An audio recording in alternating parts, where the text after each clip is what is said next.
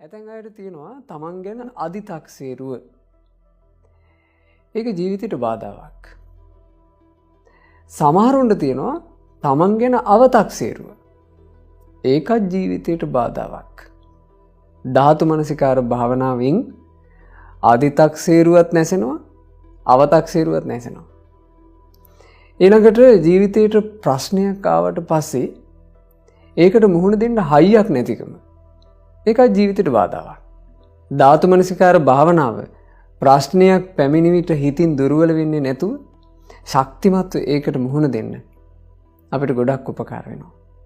කායානුපස්සනා භාවනාව යටතේ අපගේ භාග්‍යතුන් වහන්සේ මේ ධාතු මනසිකාර භාවනාව වදාළේ. මොකක්ද ධාතු මනසිකාරය කියලා කියන්නේ?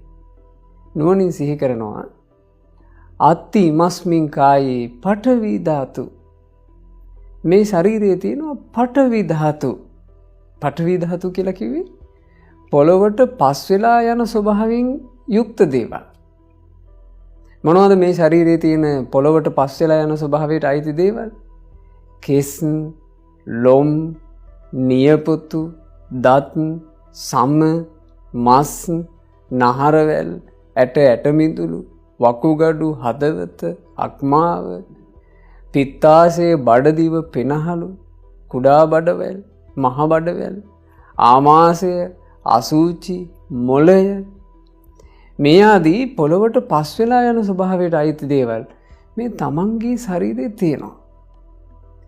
එයා කල්පනා කරනවා පඨවි ධාතුව කියලා කියන්නේ අනිත්‍ය වෙලා යන එකක්. පොළොව කියලා කියන්නේ නිට්ටය නේ. අපිට දකින්න ලැබෙනවා මහා කඳු කඩාගෙන යනවා.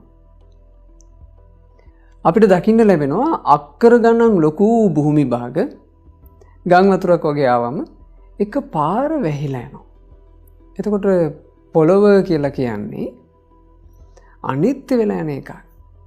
නුවණින් කල්පනා කරනවා මෙච්චර මහා සුවිසල් අක්කර ගණන් පඨවි ධාතුවක් අනිත්‍ය වෙලා යනවා නම් මේ මගේ ශරීරයේ තියෙන චුට්ටක් පඨවි